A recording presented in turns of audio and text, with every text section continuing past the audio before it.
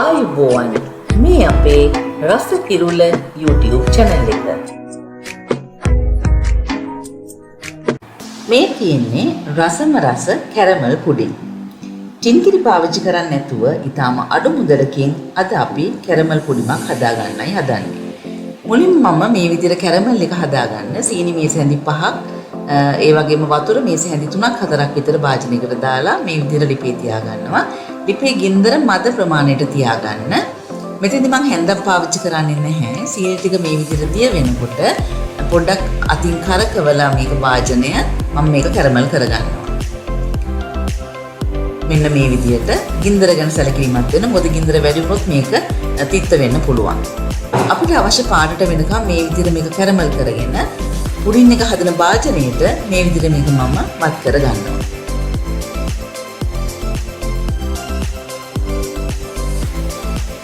තවමත් ඔයාලා මගේ channel එක subscribe කරලා නැත්නම් පහළින් තියෙන subscribe button එක click කරන්න. ඊළඟ තියෙන bell icon එකත් press කරන්න.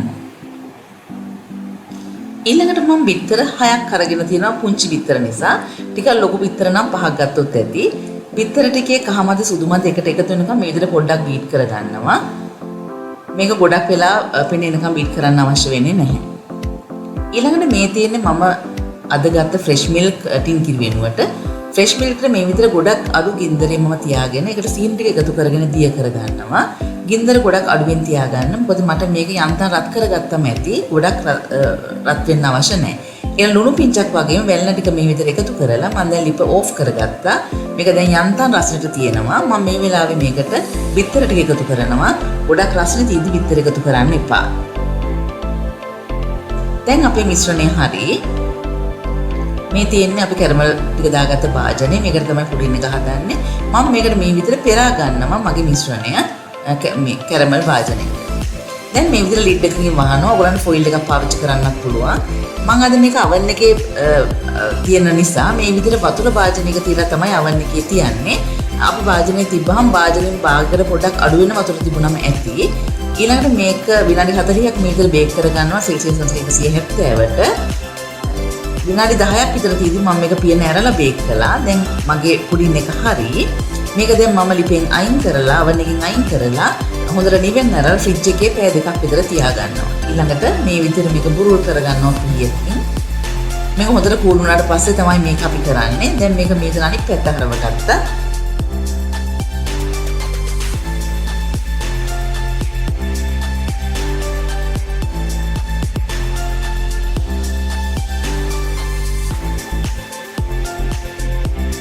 ඉතින් මේ තියෙන්නේ ඊටාම අඩු මුදලක් වියදම් කරලා අපි හදාගත්ත බොහොම රස කැරමල් පුඩින් එක. නක්තරට අවුරුද්දට ගෙදර අයත් එක්ක ඔයාලටත් හදලා රස බලන්න පුළුවන්.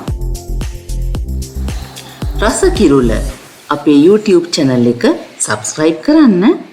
ඒ වගේම like කරලා share කරලා comment එකක් දාන්නත් අමතක කරන්න එපා.